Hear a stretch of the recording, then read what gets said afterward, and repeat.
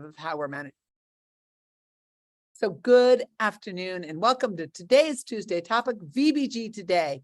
And of course, always have to start out when we're talking about VBG, always really have to start out with a quick overview review of why we look at blood gas and really separating how and why we look at blood gases into two major categories. The first category is on the arterial side.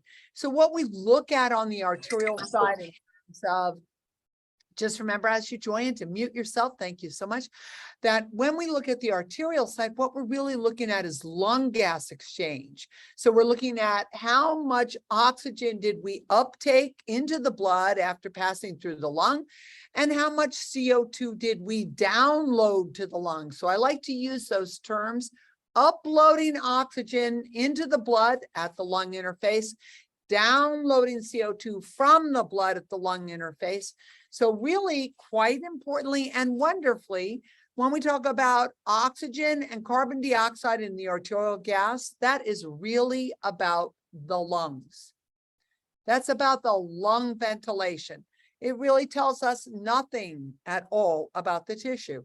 From the arterial gas, the information that we get about the relativity of tissue health and tissue oxygenation is related to the presence or absence of metabolic acid, which affects the acid-base status.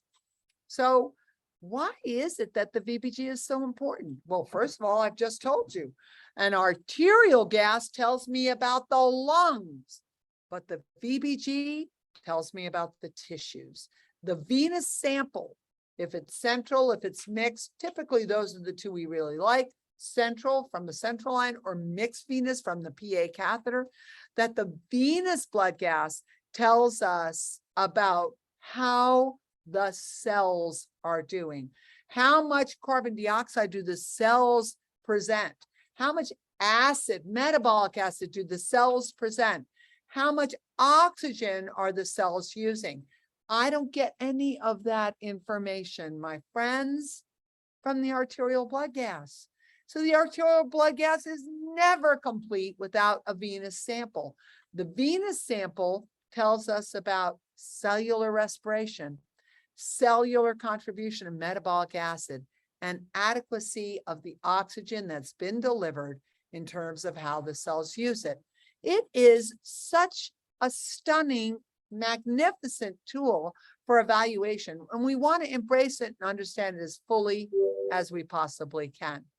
So when we look at a blood gas, whether we're looking at arterial or venous, and you'll see here that I talk about really why is the arterial helpful and when is the venous essential, right? Key questions for respiratory conditions really is arterial samples. I can't really look at, when I say respiratory, let me clarify that. Lung ventilation issues. Lung ventilation issues are best evaluated from an arterial gas. It tells me about hypoxemia, hypoxemic hypoxia. It tells me about failure of the lungs to either recruit and distend with oxygen or recoil and exhale the carbon dioxide. It tells me if the patient is retaining CO2. And it gives me really strong, profound guidance about whether or not a patient might need additional ventilatory support. Yay! It's also a fabulous way to evaluate what I'm doing with my BiPAP or with inhalation therapy or with high flow oxygen or intubation and mechanical ventilation. So evaluating what it is I'm doing. I've increased the PEEP, I've decreased the PEEP, I've increased FiO2, increased tidal volume. I'm going to get all that information about the lungs represented in the arterial blood gas. But when I really want to understand and appreciate tissue level respiration and metabolism, I'm going to look more at the venous gas. Doesn't mean you don't get anything from the arterial gas. You do. You see the presence or absence of acid in your base deficit or the decreasing of your serum bicarb, and of course in the directional change of pH. pH is going down, bicarb is going down, you have metabolic acidosis. So I get generalized information. But if I look at a venous sample, that information becomes so much more clear. And with just a few simple strategies, just some simple points of understanding, we can use our venous sample to give us great information. So I've kind of divided this. A lot of times I talk about Barbara's bites. This is a Barbara bite. If I'm looking at my patient's lungs and hypoxia from the lungs, I'm going to look at SaO2, I'm going to look at PaO2, and I'm going to look at the P to F ratio. Now, remember what the P to F ratio is. If you haven't heard it before, I know you hear about it all the time. Maybe you're not using it so much, but it takes your patient's PaO2, which is the dissolved and available oxygen, divided by the FiO2, which is the percent of oxygen that you're giving patients out of atmospheric pressure. And the P to F ratio, and that would be in a decimal, like if you're on 50%, 0.5, you're on 100%, 1.0. So you take the PaO2 and divide by the FiO2, and that really tells you about how effectively your lungs are working in order to provide appropriate gas exchange and oxygenation into the blood. Fabulous. But when I look at my VBG, when I look at my PVO2, when I look at my SVO2, and by the way, one of the most important things, PVCO2, that tells me about the tissues. That tells me about the tissues. When your cells are hypermetabolic and there isn't good blood flow, more CO2 will be produced by the cell, less will get washed out. So you're going to see the PVCO2 start to go up and up and up when cells are hypermetabolic. When your cells are hypermetabolic, your patient's in shock, the cells are going to use more oxygen in order to sustain themselves. So the patient's PVO2 will drop and the SVO2 will drop. So the triad of cellular dysfunction and profound metabolic dysfunction are PVO2, SVO2 down, PVCO2 up. So simple, so beautiful. And then, of course, the last question. So we looked at hypoxia at the lung, hypoxia at the cell, and what is happening at the cellular level in terms of metabolic acid. You can look at that on the arterial gas or the venous gas. We're going to follow your bicarb. We're going to follow your base deficit. We're going to follow, remember, your PCO2, and we're going to follow your pH. Now, our blood gas is a beautifully complex interaction of a lot of different events, but we as bedside providers really have to appreciate and understand how to utilize that information effectively in order to really drive integrated practice. Okay. So if you've just joined, please remember to mute. Thank you so much. Okay, so now if I just do a comparative analysis of a venous to arterial gas, I'm just going to pull that all in. Okay, so if I'm looking at the arterial gas, our standard pH, as we all know, 7.35 to 7.45. And in the venous sample, it's not really much different, about 0.03, right? 7.32 to 7.42. That's because everything points towards homeostasis in the attempt to keep the pH homeostatic in a functional level. PCO2 in the arterial bed, 35 to 45. And in the venous side, +5. So that's all you have to remember. I know what the arterial normal is, 35 to 45. Add 5, that's normal venous, so 40 to 50. PO2, arterial side, we're just going to use 110, around 110, 195, depending on your age. But the PVO2 is much lower. And that's because the cells are using that dissolved oxygen. Now, that's a really important concept because this PVO2 represents the usable dissolved oxygen, and it's so important to look at that and how much oxygen I'm using at the cellular level, which determines how that PVO2 drops, also determines how hemoglobin will release oxygen and determines your SVO2. So it's always really important when we look at SaO2, we're looking at saturation of hemoglobin on the arterial side, how much oxygen got uploaded from the lung. And when we look at PO2 on the venous side, PVO2, how much oxygen got downloaded at the cell. oh my God, it's so magnificent. And remember, looking at those sats, this is the amount of hemoglobin saturated, but we always expect that our hemoglobin will start to desaturate in order to provide more oxygen at the cellular level. So we have normal values for this. Arterial sat should be 90% or greater. Actually, most of the time we're okay if it's even down to 88. And the mixed venous or central venous sat, we'd like to see it at greater than 70%. Now, what that means, it has very little meaning as a standalone number. Never use it as a standalone number. I don't care what your docs want. Never use it as a standalone number, because your SVO2 will drop and drop and drop as long as your cells are using oxygen. So if my cells are using massive amounts of oxygen, first they get it from the dissolved state, but the role of your, I'm so sorry, the role of your, if you don't mind, if you just be just a bit quiet, my wonderful partner here is cleaning up from CRT class behind me, and she's being so extra helpful and wonderfully quiet, but I know it probably sounded like we're having a little hurricane, and we are pretty much a CRT hurricane. So my SVO2 will drop, drop, drop as much as my cell starts to use oxygen. Remember, the role of the hemoglobin is to sustain a constant state of usable oxygen, and that's your PVO2, okay? And then between the base and the bicarb, they're really literally just about the same number.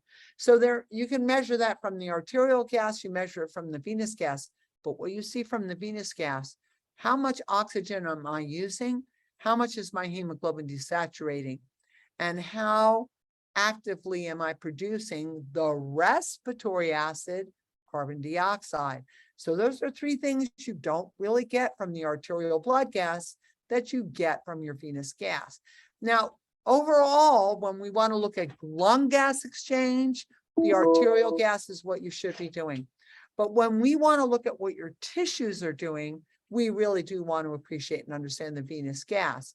Now, this is a very simple table that just says, okay, patient is coming to the ECC, doesn't have a central line, no one's available, he's sick as he could be. I draw a venous peripheral blood gas.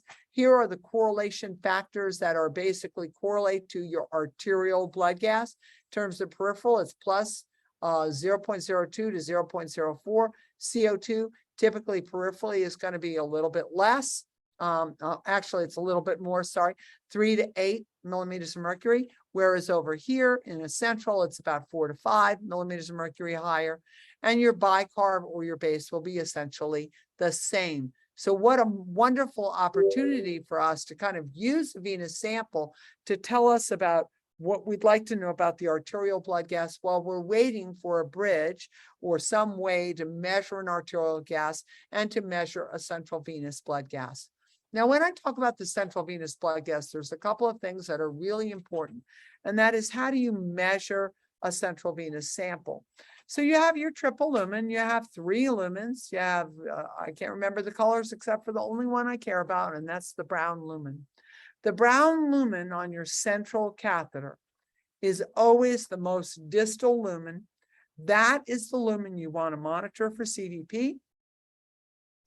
And that is the lumen where you want to draw blood gases. That's central lumen, the brown lumen on your central line, okay? Now, when I draw from my central line and I draw from my brown lumen and I draw 5 cc's and send it to the blood gas lab, I drew it in a blood gas syringe, I send it to the blood gas lab, I've labeled that it's venous. It's really important to remember to look at your venous panel and assure that you are looking at venous oxyhemoglobin and all of the other information that you need from that venous sample.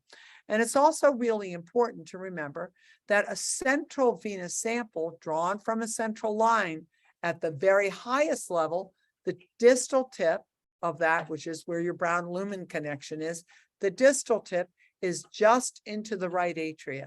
Now that's fabulous because it gives me a pretty good look at the venous volume outflow or the venous drainage from the brain and from the upper extremities.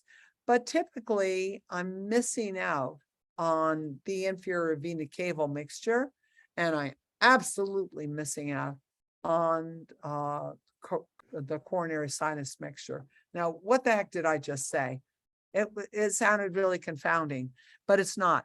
Your central line resides in the right atria, so the majority of what it measures, depending on where the tip is the inflow of venous blood from the cerebral veins and the upper extremities, but not the inferior vena cava and not the coronary sinus. Now, why that's important is because SCVO2, which reflects blood returning from the head and upper extremities, measured in the SVC or just in the mouth of the right atria, is a nice predictor, but it is not an absolute. The absolute actually allows me to look at the mixture of all venous blood, right atria into the right ventricle, and eject it up in the pulmonary artery. And we're going to call that mixed venous, which means all the venous blood has been mixed up, churned, and ejected up into the pulmonary artery, and is a much better overall reflection of the state of your tissues. It's really fabulous. So SVO2, mixed venous sample from the major mixed vein, which means the pulmonary vein. It's really not the pulmonary vein. We call it the pulmonary artery, but it's venous blood. But from that pulmonary artery, what you're seeing is this mixture of all this venous outflow blood, and it gives me a very nice overview of what my cells are doing. Because remember, when your cells are using more oxygen, your PVO2 goes down. Your SVO2 goes down and your PVCO2 goes up. That's so straightforward. And it's telling me about the state of your cells. Okay. So for someone like me who really loves hemodynamics and really appreciates the integrity of oxygenation and the way for tissues to do the best, not necessarily with higher pressure, but with better blood flow, the most critical issue is tissue oxygenation. Tissue oxygenation. And everything in our hemodynamic physiology is designed to maintain appropriate oxygen at the cellular level. That's so important. So the components really are what we call oxygen delivery. Oxygen delivery is a combination of your cardiac output and the amount of hemoglobin that's carrying oxygen. So really important when we're talking about oxygenation to be able to look at that. That's oxygen delivery. That's the amount of oxygen available in your blood delivered by your cardiac output. So those two things are integral when we're thinking about maintenance of blood flow dynamic. But for most of you, quite honestly, we just have to be honest because it's the way we practice. It's like if you come into the emergency department and your blood pressure is low, I'm not necessarily saying, oh, I must improve the oxygen delivery. I'm about improving your blood pressure by vasoconstricting, which may actually limit your blood flow and put a burden on the heart. But in the moment, we're trying to save your life and we're monitoring and measuring and managing your blood pressure. But in your mind, you must always say, for every titration upwards of a vasopressor, I may actually be infarcting my cells. So I always want to be able to look at that data and bring it back to home about what might be happening with my patient as their blood pressure is dropped and as I add in vasopressors.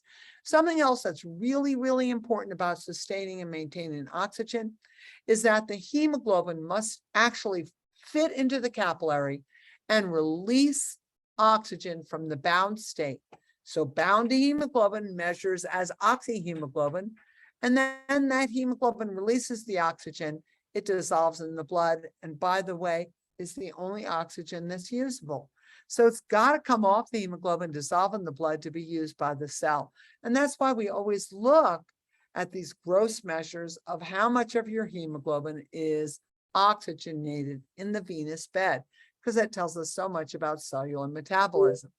Okay. So delivery of oxygen is arterial side only.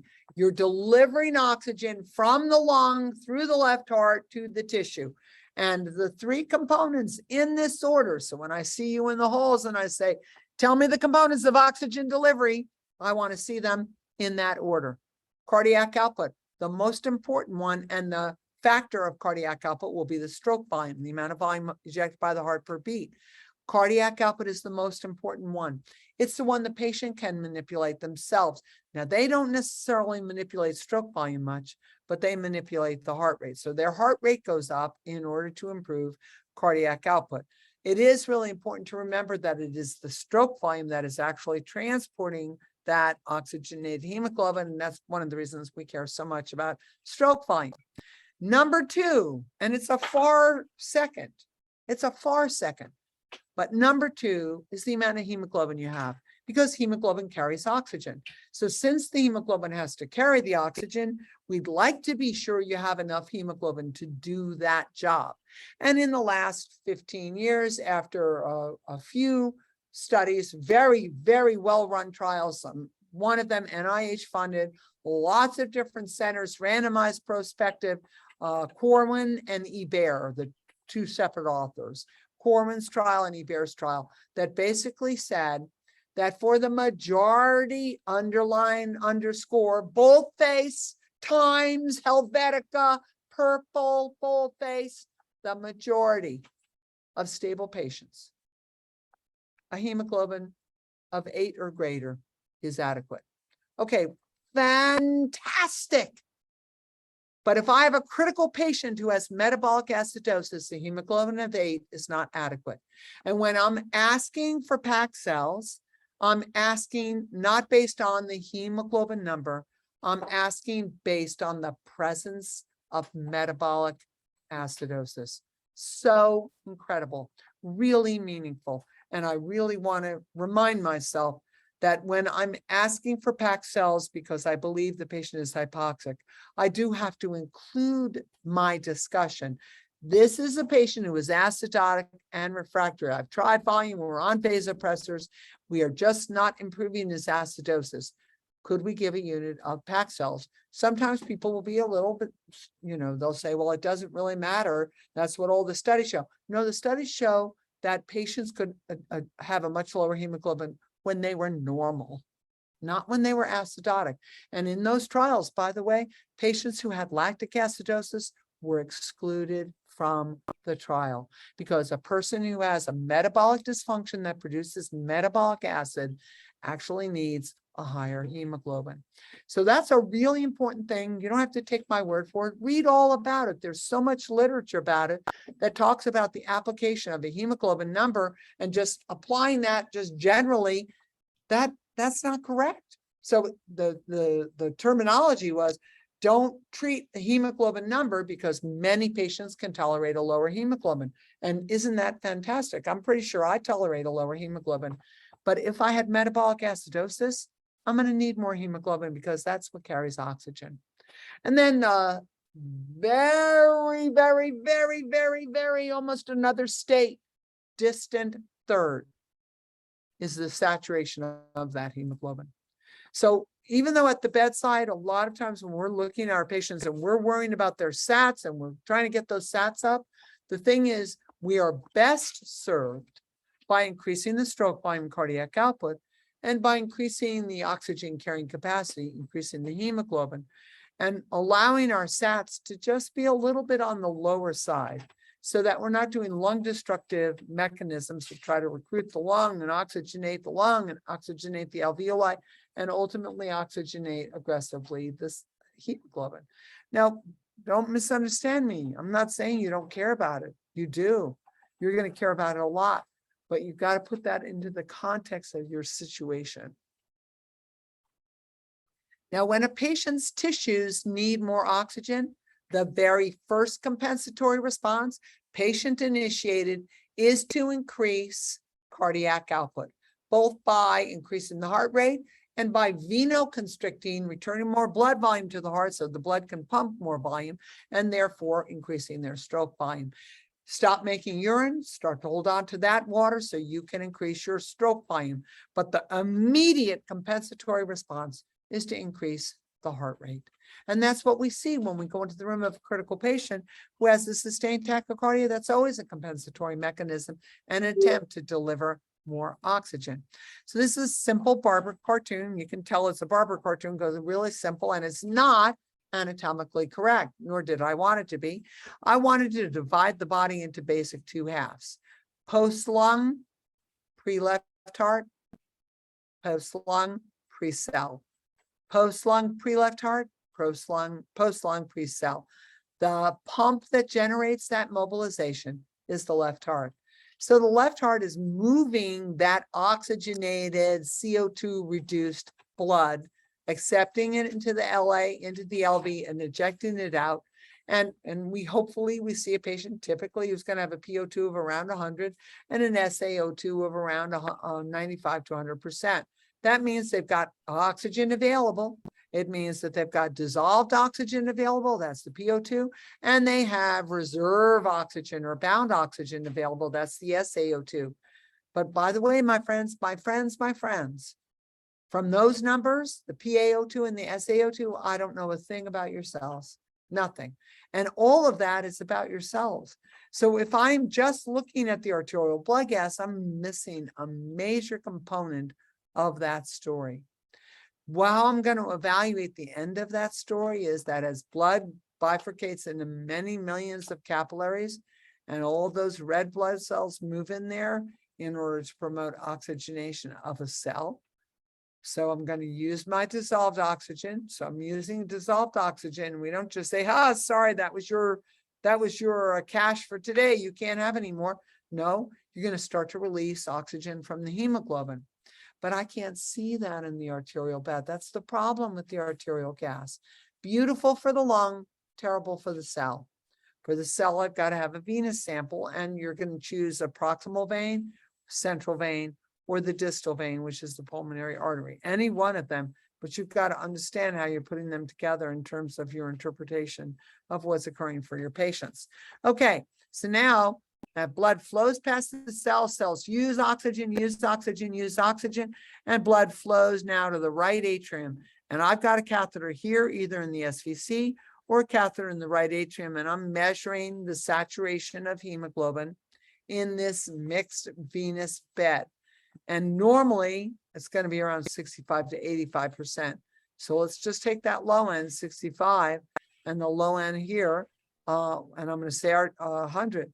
Okay, so always remind yourself that you're just really evaluating when you look at a venous sample, how effectively is my patient using his oxygen, his substrate, and his blood gas. Very important in terms of how we're going to move forward in treatment and how we look at intervention. Okay, so that's your SVO2. Your PVO2, remember, is normally around 40 to 50. And when it... Oh my goodness. So please remember to mute yourself, my friends. I would appreciate it so much. Thank you. And we're just going to remind ourselves that when our PVO2 is dropping, it means your cells are using more oxygen. That means caution. Your cells are at risk here. They're in significant abnormality and can have some significant problems. So always be aware of that when you're looking at your patients, okay? Normal SVO2 is 60 to 80%. Normal SaO2 is 95 to 100%. Okay, now I love this. I find this to be so profoundly informative, but I always want to look at arterial and venous side at the same time. So I have a colleague who's drawing the arterial gas, I'm drawing the venous gas. So I'm really looking at apples to apples. And what's really going to be important here is to remind yourself of a terminology, which we talk about, called a shift to the right of the oxyhemoglobin dissociation curve. All a bunch of words and language to make you think it's really difficult, and it is absolutely simple. What makes your hemoglobin release oxygen? Hemoglobin releases oxygen because your cells need it and your cells can get it. That's it.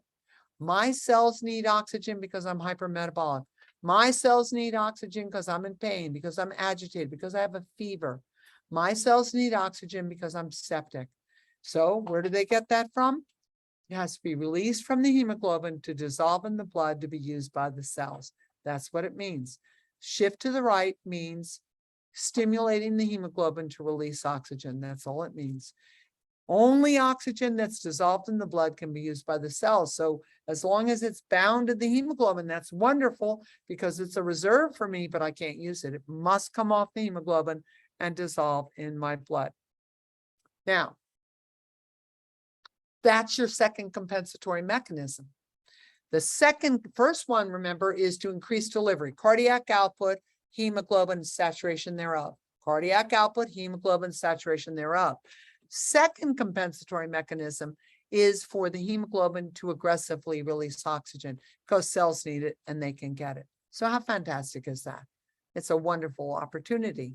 And we're going to measure what's left on the hemoglobin when the blood returns to the right heart or when it's all mixed in the right atrium, right ventricle, and ejected up into the pulmonary artery. And that's going to be our SVO2. And that's what's really important. SVO2 and PVO2 are actually representatives of what oxygen has been used by the cell and what's left in that post-cellular content. So very, very important, again, just to remind you, delivery of oxygen, which is cardiac output, hemoglobin, and SAT. Delivery of oxygen is optimized when you have a good lung. You're going to increase delivery of oxygen by increasing your heart rate or your stroke volume to provide more oxygen to the cells when the cells need more. But if you cannot deliver enough oxygen, you will move to the second compensatory mechanism, which is to offload oxygen from hemoglobin into the blood so it can be used by the cell. So SVO2 starts to drop, drop, drop, drop, drop. SVO2 actually is a measure of what remains bound to the hemoglobin after blood has passed by the cells. So we just take a look at this picture yet again, same picture, just to remember that everything I look at in the vein is post-cell, pre-lung. Everything I look at in the artery is post-lung, pre-cell. So if all you ever get is an arterial gas, you're missing half the picture. If all you ever get is a venous gas, you're missing half the picture. Not just the picture on Barbara's board, but the clinical picture. The arterial measures of oxygen tell me about lung gas exchange. The venous measures of oxygen tell me about what your tissues used. Oh, so amazing. And it's important for us to remember that what we look at here and what we appreciate and understand about homeostasis and the human body is everything is always about balancing the oxygen consumption of the cell to assure that you don't generate overwhelming acidosis. So delivery side, DaO2, delivery of arterial oxygen, cardiac output, SAT, arterial SAT, and hemoglobin. Those are the arterial side dynamics. Cardiac output, hemoglobin, and SAT, arterial side dynamics. At the cellular side, the cell is incredibly and profoundly expressive. I don't have enough oxygen, my CO2 will go up. I don't have enough oxygen, my PVO2 drops because I'm using it. And my SVO2 drops because my hemoglobin is releasing it so I can use it at the cellular level. So I measure the ratio of oxyhemoglobin dissociation by observing first and foremost. It is the second compensatory mechanism for tissue hypoxia, not the first, the second. I'm going to measure it by SVO2 or SCVO2, but I never know whether the amount of oxygen that I'm consuming at the cell, even when the SVO2 is down, whether or not it was enough, without actually evaluating an indicator of tissue acidosis. So here at Grady, we use the base deficit. Just to remind you, many of you have heard this a million times, I'm positive. The role of your circulating buffers is to marry the metabolic acid hydrogen and neutralize it. But the more acid you have, the more you have to use base to neutralize it, and you go into a base deficit. So the most important thing to remember about a base deficit and decreasing bicarb, when bicarb is down, base deficit is more negative, metabolic acid is always up, always. No other reason. Base deficit is more negative, your bicarb is dropped, metabolic acid is always up. If I have high metabolic acid and a low SVO2, by golly, your patient's going to be in some really deep trouble. They're going to need CRT. They may have a cerebral infarct. They may have a cardiac infarct. And by the way, I'm not saying you can always prevent it, but to have the tools to evaluate it and not use the tools effectively, I think is not a good thing. I think we really want to embrace these tools and use them as effectively as we most possibly can to do the right thing for our patients. So this is the great dreaded drawing that's on every exam: CEN, PCCN, CCRN, TCCN, your nurse practitioner exam, your medical school exam, whatever exam you're going to take in healthcare for advancing your knowledge and practice, your dreaded oxyhemoglobin dissociation curve is going to be on it. But here I am to tell you, it's really simple. Hemoglobin releases oxygen when your cells need it and they can get it. Hemoglobin doesn't release oxygen when the cells don't need it, or the cells need it, but they can't get it. Like aggressive vasopressors, where we vasoconstricted, blood moves from the arterial side to the venous side without passing through capillaries. You're not releasing oxygen. So you go in that room, you say, oh, that SpO2 is 80%. Things must be right with the world. But by the way, your patient's on 60 of norepinephrine and 20 of epinephrine and vasopressin, and they are still hypotensive. And then you say, oh, that must be the metabolic acidosis. You take a look at the blood gas, either in this case, arterial or venous, because you're just looking now at the base and the bicarb, and your bicarb is 5 and your base deficit is negative 15. So by the way, you got an SpO2 80%, but you're profoundly acidotic. Your cells need it, but they couldn't get it. That's really important for us to appreciate and understand. Then we love the base deficit. We stole it from trauma. We love it. It's so meaningful. And it's really just important to remember base deficit means the base is in deficit. So it's not base excess of -5. No, it's a base deficit. Base deficit means acid excess. So the worse your base deficit is, the more likely it is that your patient will not survive. Look at that. Look at the mortality increase as you get more and more of a base deficit. And here's something you're monitoring at the bedside. You should be talking about it. What are we doing about the base deficit? Do we get a base deficit with AKI? Acute kidney injury? Yes, of course we do. Do we get it when we have ketosis? Yes, of course we do. Do we get it when we have poor blood flow and hypermetabolism, such as what produces lactic acid? Yes, of course we do. But we also can see this masked somewhat when we are over-resuscitating our patients with sodium chloride. So I just want to make sure you appreciate, first and foremost, SVO2 or SCVO2 plus a base deficit or bicarb. But even then, don't always be fooled, because you always want to know what your patient's chloride level is. Now, the reason you think about chloride very simply, very simply here, is that chloride is a buffer, just like bicarb is a buffer. But when chloride and hydrogen marry, they make a strong acid, and that's hydrochloric acid. So it's very important to appreciate that when we have patients who are hyperchloremic, they may have significant, profound metabolic acidosis, but partially it's because they have too much chloride. So that's one of the reasons that the majority of us do not use sodium chloride as our primary resuscitation fluid. We use something more like plasma, that would be lactated ringers or plasma light, okay?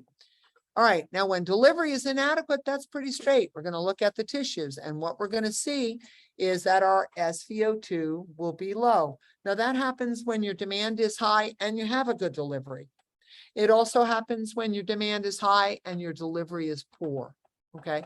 Now, anytime you are taking oxygen from your venous hemoglobin, meaning your SVO2 is less than 60%, you walk in that room with a constant SVO2 of less than 60% or SCVO2 of less than 60%, you want to remember these two things. You're not delivering enough. Even if your cardiac output is 10, you're not delivering enough for the tissues. And the tissue demand is high. Even if your patient is paralyzed, your tissue demand is high. Okay, so what are we going to do? We want to support the reduction of your demand. I'm going to keep you cool, calm, and quiet. I'm going to sedate you. I'm going to give you analgesia. I'm going to get you to a RASS of -4. And if necessary, I'm going to increase your paralytic. If I have to put you on a paralytic, I will. And if I have to increase it, I will. Because I want that demand down. I want that demand down. So I'm going to really do everything I can. You're going to cool, calm, quiet, pain-free, and if necessary, paralyzed. That's it. And if cardiac output isn't adequate, I'm going to give you fluid, I'm going to give you inotrope, and I'm going to consider red blood cells. Pretty straightforward if we understand those principles. Okay, so when cells demand more, they're consuming more oxygen. You know that because their PVO2 drops and their SVO2 drops because the cells are consuming so much oxygen. Okay, so now let's just take a quick look at a patient. Okay, here's our patient. His SVO2 is 45. That's the remaining oxygen after blood has passed the cells. His SaO2 is 98. So just in general, what we're going to say is with an SVO2 of 45, even though his SaO2 is 98, he's not delivering enough oxygen. That's why his SVO2 is down. That's why his SVO2 is down. Okay. Pretty important. I don't need much more information than that. I always know that means he's not delivering enough oxygen. How bad it is, I don't know without looking at indicators of metabolic acidosis, but I already know he's not delivering enough oxygen. So I'm going to treat his demand and I'm going to increase his delivery by giving him volume inotrope red cell if necessary, and reduce his demand by keeping him cool, calm, quiet, without pain, and maybe even paralyzing him. And I'm not letting him go on for days with an SVO2 of 48%. That's inhumane. Okay. Then we look at this patient. SVO2 is 65. Well, by golly, that's normal. And his SaO2 is 98. But here, you actually don't know whether he's adequate or not, because you always have to have the indicators of tissue acidosis. Okay. So I think we already discussed this. I already said that. Okay, so now let's go back to our patient here. His SVO2 is 45. His SaO2 is 98. We say, we know he doesn't have enough oxygen delivery, and by golly, he's acidotic. He has a base deficit of -6. Here's the confounding one, the one who had a normal SVO2 and a normal SaO2, but who has a really severe base deficit. He's really profoundly acidotic. What that normally means is that he's shunting his capillaries and not delivering oxygen to the cells. That is what often happens when we're using aggressive doses of vasopressors. That's why when you're using vasopressors, you must actually look at adequacy. You must actually look at adequacy. That's so incredibly important. So I'm going to go back here and say, whenever we want to really appreciate what our patients are doing, we're going to look at delivery, and we're going to look at SVO2. And we're going to look at signs of metabolic acidosis. And that what we want to remember is when you don't need oxygen, you will be normal or shifted to the left, latched on, hemoglobin latching on to oxygen in the absence of metabolic acidosis. No matter what your number is, if you have metabolic acidosis, if your SVO2 is high, you need it, but you can't get it. And if your SVO2 is low, you need it, and you can get it. And the better situation is always, when I'm looking at you as my patient, is if your SVO2 is low and you have acidosis, I'm so joyous because you need it and I can give it to you and you can get it.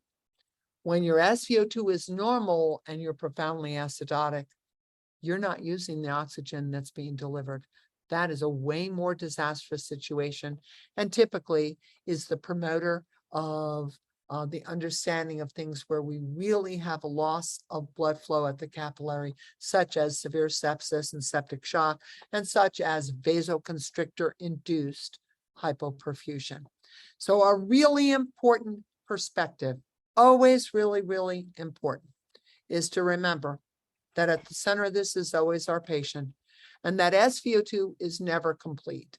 SVO2 must always be looked at in conjunction with base deficit and, if possible, lactate, in order to evaluate why your numbers, your basic hemoglobin saturation numbers, are going in the direction they're in, and what does that actually mean to our patients. So I'm so grateful very grateful that you've joined today. I'm going to end the recording and end the session for the recording, but I am going to be available for a few minutes to answer some questions. And I thank you all for joining today for Tuesday Topics. I hope I'll see you next week and the week after and the week after. Tomorrow will be the inotropic cacophony, milrinone, dobutamine, epinephrine, and why do we choose one versus another, and what's that purpose? Next week, I'm going to talk about the use of end-tidal CO2 as a perfusion indicator on Tuesday Topic, and I have not yet determined what next Wednesday will be. But I hope you'll always join. And please, if there are things you'd like me to talk about, please reach out to me at bmclean1@gmh.edu. So ta-ta for now. And thank you for being with us here today on Tuesday Topics.